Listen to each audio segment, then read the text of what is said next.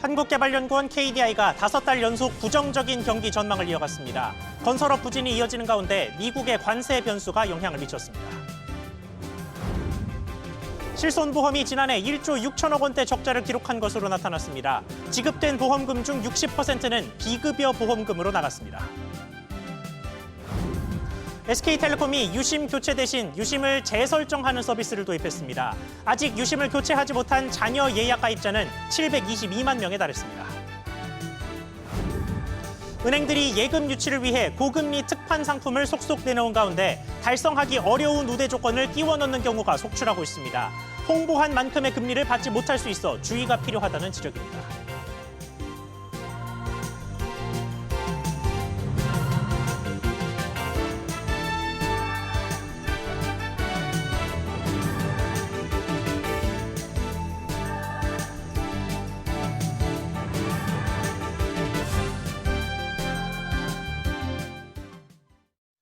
여러분 안녕하십니까?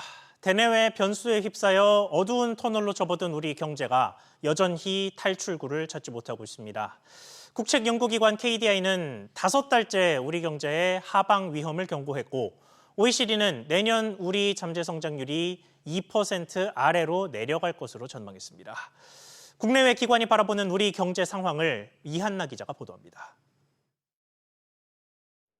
한국개발연구원 KDI가 5달 연속 부정적인 경기 전망을 내놨습니다. KDI는 올해 1월 경기 하방 위험이 증대됐다고 판단한 데 이어 3월부터 하방 압력이 확대됐다는 진단을 이어갔습니다. 원인으로는 지난달에 이어 이번 달 역시 건설 투자 부진에 주목했습니다. 실질적인 건설 투자 동향을 알 수 있는 건설기성은 큰 폭 감소세를 지속했고 계절 조정 전월 대비로도 2.7% 감소하며 부진했습니다.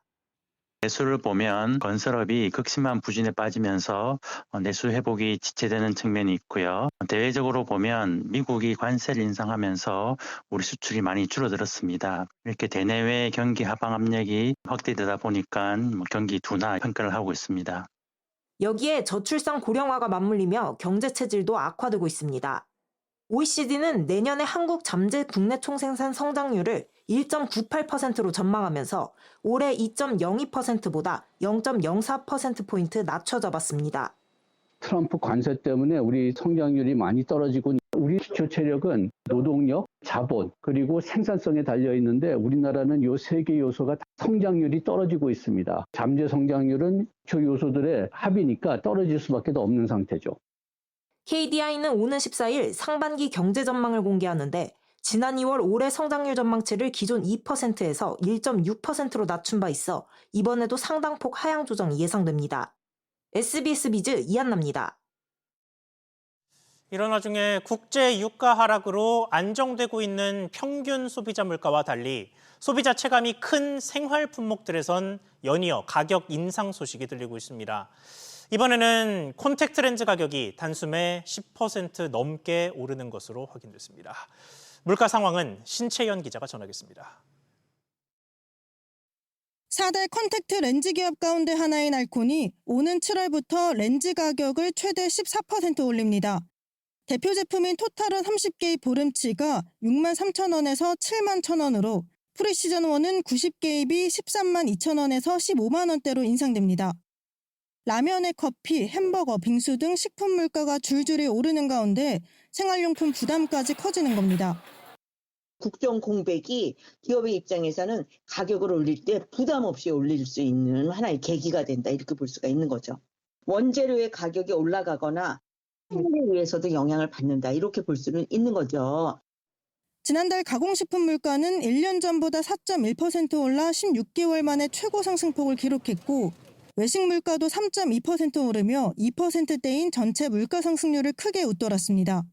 농림축산식품부는 공정거래위원회 등과 합동으로 식품 업체들을 상대로 강도 높은 조사를 진행하겠다고 밝혔습니다. 가격 당합 등 불공정 행위가 의심되는 경우에 관계부처와 함께 조사 등을 추진을 하고 그리고 추경으로 추가적으로 확보한 할인 지원 예산 1,200억 원에 대해서는 가정의 달 그리고 여름 휴가철 그리고 추석 그리고 김장철 등 성수기에 집중 투입해서 다음 달부터는 공공 배달앱으로 2만 원 이상 3번 주문하면 10,000원 할인 쿠폰을 지급하는 등 체감 물가를 낮춘다는 방침입니다. SBS 비즈 신채원입니다. 체감 물가가 오르니 소비자들은 지갑을 닫고 이것은 다시 기업들의 실적 악영향으로 이어집니다. 이런 악순환의 고리 속에서 그나마 선방해오던 편의점의 실적이 올해 들어 꺾이기 시작한 것으로 나타났습니다.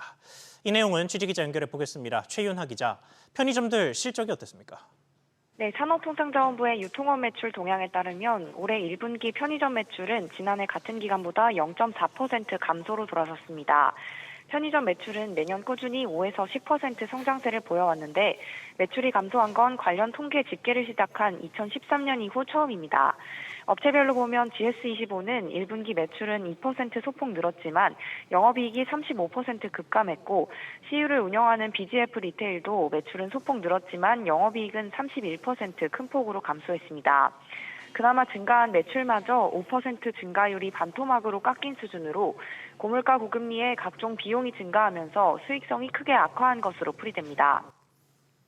네, 상황이 이렇게 된 배경은 뭘로 분석됩니까? 네, 장기적인 불황에 젊은 층도 지갑을 닫으면서 점포를 공격적으로 늘려서 몸집을 키우는 전략이 더 이상 통하지 않는다는 분석입니다. 2023년 말 기준 국내 편의점 점포 수는 54,852개로 전년보다 68개 줄었는데요. 1988년 편의점 산업이 시작된 이래 점포 수가 연간 기준으로 감소한 것은 처음입니다. 업계는 잘 되는 점포에 집중하는 효율화와 함께 다른 편의점에는 없는 차별화 상품을 확대하는 전략으로 돌파구를 마련할 전망입니다. SBS 비즈 최윤아입니다. 환자들에게는 제2의 건강보험이지만 보험사에게는 적자를 안기고 있는 실손보험이 지난해까지 9년 연속 적자를 기록한 것으로 나타났습니다. 이게 소비자 입장에선 좋은 것 아니냐라고 하기에는 도수치료 등 소위 건강보험 안 되는 진료를 많이 받는 사람만 보험금을 타가는 구조도 이어졌습니다. 지난해 상황 자세히 뜯어보겠습니다. 신성우 기자. 네, 신성호입니다. 네, 실손보험이 어느 분야에서 얼마나 왜 안 좋았는지 종합적으로 짚어보죠. 네, 금융감독원에 따르면 지난해 실손보험은 약 1조 6,200억 원의 적자를 기록했습니다. 손해율도 99.3%로 100%에 육박하면서 손익분기점인 85%를 크게 웃돌았습니다. 비급여 항목의 지출이 큰 탓인데요. 지난해 실손 비급여 보험금 지급은 약 8조 9천억 원으로 전년 대비 8.4% 증가했습니다. 약 15조 원의 전체 실손 보험금에서 비급여가 차지하는 비중은 60%에 달했습니다. 특히 영양제 등 비급여 주사제와 도수치료 등 근골격계 질환의 보험금이 전체의 약 36%를 차지했는데요. 이 밖에 무릎줄기세포 주사 보험금이 전년 대비 41% 증가했습니다. 물론 실손보험 적자와 손해율 모두 재작년과 비교해 소폭 개선되긴 했는데요. 다만 이는 보험금 누수를 방지했다기보다는 보험료를 인상한 탓입니다. 지난해 기준 월납 보험료는 2세대 4만 원, 3세대 2만 4천 원 수준인데요. 2세대는 5% 올랐고 3세대는 20% 뛰었습니다. 네, 이게 한두 해 동안 누적된 문제가 아니라서 현재까지 4세대 상품까지 나왔는데도 해결이 안 된 상태인데 결국은 또 다음 세대 상품이 나오죠. 그렇습니다. 올해 안으로 5세대 실손보험이 출시될 예정입니다. 비중증 비급여의 보장 한도와 범위를 축소하는 등 과잉의료 이용과 비급여 쏠림을 막겠다는 건데요. 관건은 기존 실손보험 가입자들이 얼마나 갈아타냐입니다. 앞서 출시됐던 4세대 실손보험의 경우에도 지난해 말 기준 비중이 14.6%에 불과한데요. 재작년과 비교해 비중이 약 4%포인트 증가하긴 했으나 1세대, 2세대에 비하면 여전히 비중이 작습니다. SBS 비즈 신성우입니다. 정치권 소식도 살펴보겠습니다. 21대 대통령을 뽑기 위한 공식 선거 운동이 시작됐습니다. 주요 후보들이 일제히 출사표를 던졌는데 어려움에 빠진 우리 경제에 어떤 해법을 제시했을지 짚어보겠습니다. 우형준 기자, 먼저 기호 1번이죠. 이재명 더불어민주당 대선 후보의 1순위 공약이 뭡니까? 네, 이재명 더불어민주당 후보는 첫 번째 공약으로 AI를 꺼내들었습니다. 지난 8일 최태원 대한상의회장 등 경제 5단체장과 간담회 자리에서 차기 정부 과제로 국가 AI 역량 강화를 1순위로 제언했었는데 이를 반영한 것으로 보입니다. 구체적으로 살펴보면 AI 예산 비중을 선진국 수준 이상으로 증액하고 민간 투자 100조 원을 내걸었습니다. 또 AI 고속도로 구축, 고성능 GPU 5만 개 이상 확보와 국가 AI 데이터 클러스터 조성이 포함됐습니다. 소상공인 정책으로는 지역사랑 상품권과 온누리 상품권 발행 규모를 확대해서 상권 르네상스 2.0을 추진하겠다고 밝혔습니다. 또 주 4.5일제를 범정부 차원에서 로드맵을 제시한다는 계획입니다. 네, 그리고 국민의힘의 김문수 후보와 개혁신당의 이준석 후보도 살펴볼까요? 네, 김 후보는 1호 공약으로 기업하기 좋은 나라 일자리 창출을 내걸었습니다. 취임 즉시 한미 정상회담을 개최하고 관세 패키지 협상을 추진합니다. 또 법인세와 상속세 최고세율 인하 등 세제 정비를 하겠다고 밝혔습니다. 또 노사 합의를 기반으로 주 52시간제 근로시간 개선도 1호 공약에 포함됐습니다. 김 후보 기업 정책은 감세에 초점이 맞춰져 있습니다. 현재 24%인 법인세 최고세율을 21%로 내리겠다고 밝혔습니다. 부양가족에 대한 소득세 기본공제도 현재 150만 원에서 300만 원으로 2배 확대한다는 방침입니다. 이준석 개혁신당 후보는 대통령 권한을 분산하는 조직 개편을 통해 대통령 힘 빼고 일 잘하는 정부 만들기를 1호 공약으로 제시했습니다. 경제 분야에서는 기업 자율성과 작은 정부를 기반으로 해외로 이전한 국내 기업을 국내로 돌아오게 하겠다고 밝혔습니다. SBS 비즈 우영준입니다. 다음으로 기업들 움직임 살펴보겠습니다. 대형 악재를 건너고 있는 SK텔레콤이 유심을 바꾸지 않으면서 개인정보 유출 위험을 최소화하는 유심 재설정 서비스를 도입했습니다. 교체랑 효과가 같다는 게 회사의 설명인데 어떤 서비스인지 자세히 뜯어보겠습니다. 김한진 기자, 그러니까 이게 말하자면 유심 포맷입니까? 네, 일종의 부분 포맷이라고 할 수 있는데요. 사용자 식별과 인증정보 일부를 새로운 정보로 바꾸는 방식입니다. 정보가 달라지기 때문에 누군가 기존에 유출된 유심 정보를 확보해서 복제를 시도하더라도 시스템 접속이 차단됩니다. 또 유심을 재설정해도 안에 있는 사용자 저장 정보는 유지되기 때문에 금융인증서 재설정이나 티머니 잔액 환불, 연락처, 문자 내역 등 추가 작업이 필요한 교체 방식보다 편리하다고 SKT 측은 설명했습니다. SKT는 재설정 방식이 유심을 교체하는 것과 같은 효과가 있다면서 외부 전문가가 참여한 기술 검증을 통과했고 현재까지 발견된 부작용도 없다고 강조했습니다. 네, 그러니까 이 작업이 일종의 포맷이라고 한다면 사용자가 직접 할 수도 있습니까? 자체적으로는 안 됩니다. 유심을 교체하는 것과 같이 티월드 매장을 방문해야 하는데요. 매장에 있는 장비를 통해서만 재설정이 가능해서입니다. 또 무작정 방문하면 헛걸음하게 된다는 점도 유의해야 하는데요. 유심 교체를 예약한 가입자가 교체 방문하라는 안내 문자 메시지를 받으면 유심 교체와 재설정 중에서 선택할 수 있는 방식이라 일단은 메시지를 기다려야 합니다. 또 SKT는 유심 재설정을 한 고객이 향후 아예 교체를 원할 경우 1회에 한해 전국 티월드 매장에서 무료로 교체해주기로 했습니다. SKT에 따르면 아직 유심을 교체하지 못한 잔여 예약 고객은 722만 명입니다. SBS 비즈 김한진입니다. 네이버가 입점 업체들에 대한 배송 정책을 강화하며 배송 경쟁력 강화에 나섭니다. 유통업계에서는 누가 더 빨리 그리고 휴일에도 배송하느냐를 두고 출혈 경쟁이 격화되는 모습입니다. 정대한 기자. 네, 정대한입니다. 네, 일단 네이버의 배송 정책이 어떻게 바뀌는 겁니까? 네, 업계에 따르면 네이버 스마트 스토어는 도착일을 보장하는 N배송과 N판매자 배송을 이용하는 판매자를 대상으로 그동안 부여해온 발송 지연 기능을 오는 28일부터 없애기로 했습니다. 현재 판매자가 발송 예정일보다 실제 발송이 지연될 경우 발송 지연 기능을 이용하면 네이버가 해당 소비자에게 발송 상황에 대한 안내를 제공해 줬는데요. 앞으로는 이런 절차를 없애 무조건 발송일을 맞추도록 유도한다는 겁니다. 네이버 측은 고객에게 약속된 일자와 실제 도착일 간의 차이가 발생해 배송 만족도가 저하되는 상황이 발생하고 있어 서비스 신뢰를 준수하고자 하는 조치라고 설명했습니다. 네, 이게 네이버뿐만이 아니고 최근에 유통업계 전반적으로 빠른 배송 경쟁이 치열해지고 있죠. 네, 그렇습니다. 운영비용 부담으로 축소했던 1시간 내의 배송 서비스인 퀵커머스를 이마트와 홈플러스, GS 리테일 등이 잇따라 다시 도입하고 있습니다. CJ 대한통운과 삼진택배는 일요일과 공휴일까지 배송하는 주 7일 배송도 시작했습니다. 경쟁사와 손을 잡는 경우도 늘고 있는데요. 쓱싹홈은 11번간의 장보기 전문가의 입점에 이마트 신선식품을 팔기로 했고, 네이버는 마켓컬리와 제휴해 올해 안에 네이버 플러스 스토어 안에서 컬리 상품을 판매하기로 했습니다. SBS 비즈 정대한입니다.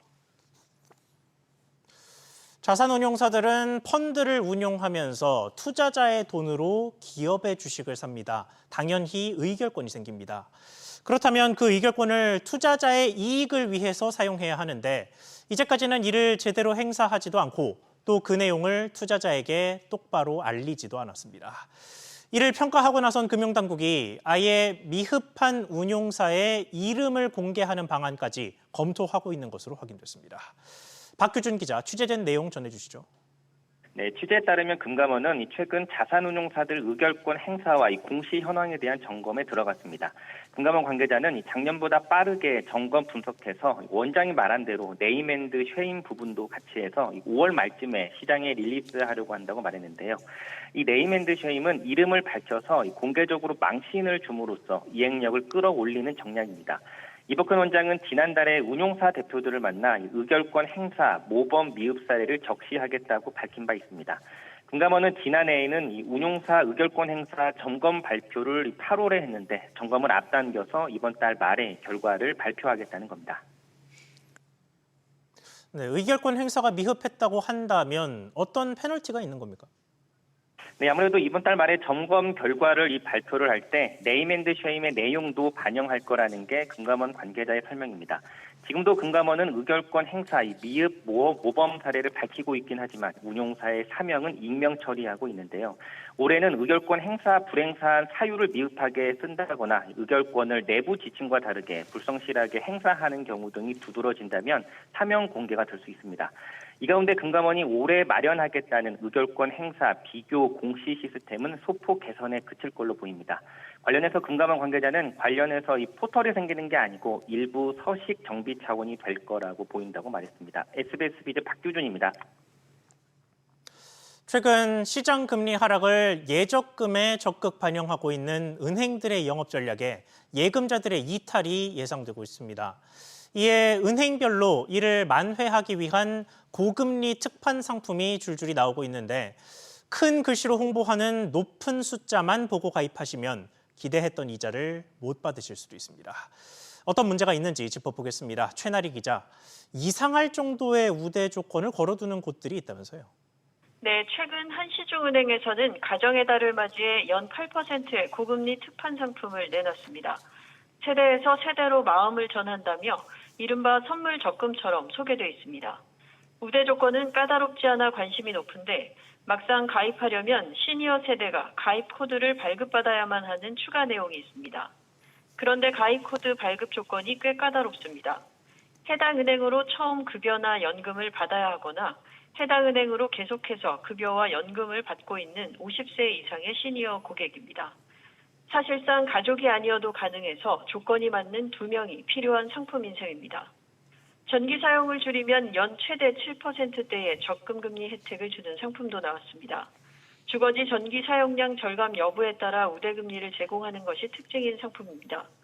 새로 가입해야 하는 적금 상품의 기존 우대 조건을 모두 충족하고 전기 사용량까지 줄여야만 우대 금리 혜택을 모두 받을 수 있습니다. 네, 이른바 꼼수에 가까운 모습이 나타나는 배경이 뭡니까? 네, 기준금리 인하 영향으로 예적금 금리가 떨어지면서 수신 고객 이탈이 우려되자 은행권의 고객 확보 경쟁이 나타나고 있는데요. 특판 상품으로 고금리를 홍보하지만 우대금리 혜택을 모두 받기에는 우대 조건과 가입 내용 등이 까다로운 편입니다. 가입하더라도 실제 받는 이자가 많지 않은 경우도 있어 특판 가입 시 우대금리 지급 조건을 꼼꼼하게 확인해야 합니다. SBS 비즈 최나리입니다. 미중 무역 협상 진전 소식으로 코스피와 코스닥이 동반 상승하고 있습니다. 오후 3시 기준 코스피는 전거래일보다 0.68% 오른 2,594.71을 기록하고 있습니다. 코스닥도 0.28% 오른 724.56을 나타내고 있습니다. 개인과 외국인이 각각 2,300억 원, 350억 원 매도세지만 기관이 2,200억 원가량 순매수에 나서면서 지수 상승을 이끌고 있습니다. 달러원 환율은 2원가량 오른 1,401원 내외에서 거래되고 있습니다. 이달 초 수출액이 20% 넘게 줄어든 것으로 나타났습니다.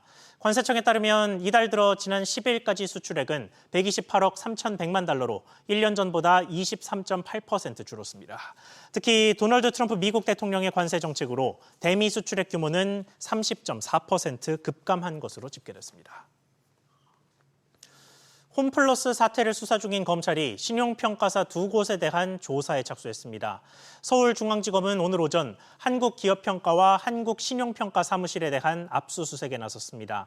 두 곳은 지난 2월 홈플러스의 기업어음과 단기사채 신용등급을 A3에서 A3-로 강등했는데 검찰은 이들의 신용등급 강등과 관련한 사전 경고 여부와 고지 시점 등을 들여다볼 것으로 전해졌습니다.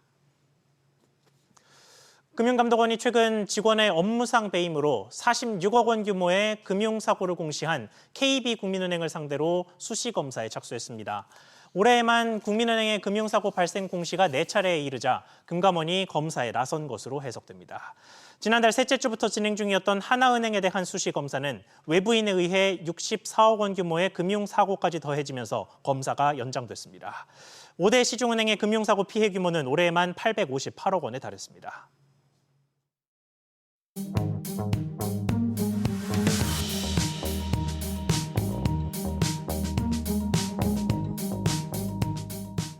안녕하세요. K웨더 공기진흥센터에서 전해드리는 대기오염 예보입니다. 전국 공기질 실황입니다. 일부 서쪽을 중심으로 먼지 농도가 높은 상태입니다. 다음은 서울시 동별 공기질 실황입니다. 수도권으로 공기질이 탁하고요. 먼지 농도가 가장 높은 곳은 중계 4동과 중계 1동, 진관동 순으로 나타나고 있습니다. 오늘 전국 하늘 맑겠고요. 낮 동안 25도 안팎으로 다소 덥겠습니다. 다만 일교차가 크다는 점 유의하셔야겠습니다. 공기질은 수도권을 중심으로 탁하겠습니다. 국내에서 발생하는 대기 오염물질의 영향을 받기 때문인데요. WHO 기준은 수도권으로 한때 나쁨 단계를 보이겠다고 예보하고 있고요. 반면 환경부 기준은 보통 단계로 양호하겠다고 예보하고 있습니다. 내일과 모레는 대부분 지역에서 공기질이 나쁘겠고요.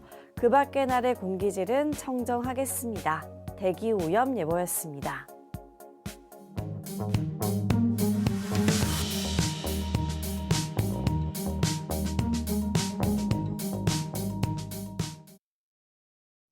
뉴스 마치겠습니다. 시청해주셔서 고맙습니다.